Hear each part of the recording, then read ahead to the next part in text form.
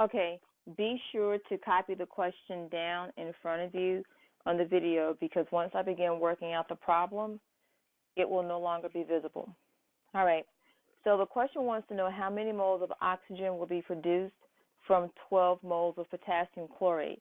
So we're first going to go through and identify our given and the unknown, where A represents a given and B represents the unknown. So it says we have 12 moles of potassium chlorate.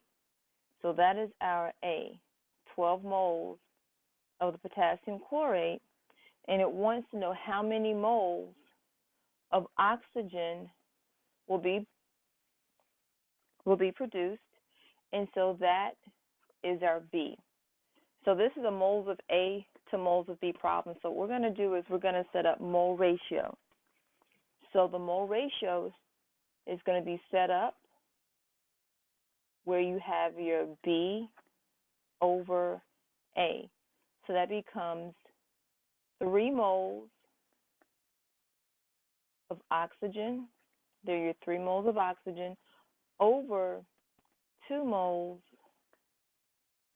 of potassium chlorate.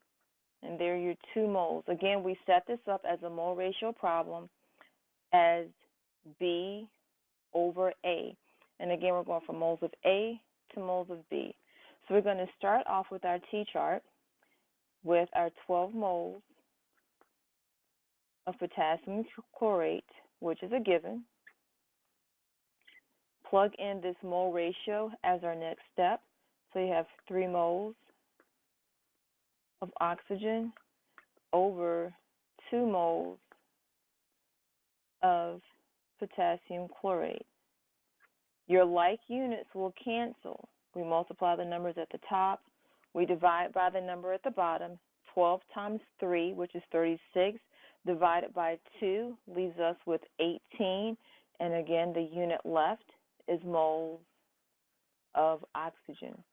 Again, we know this is a mole-to-mole problem because it starts off with moles of potassium chlorate, and it asks you to find moles of oxygen. This is a simple problem, a one-step problem, moles of B over moles of A.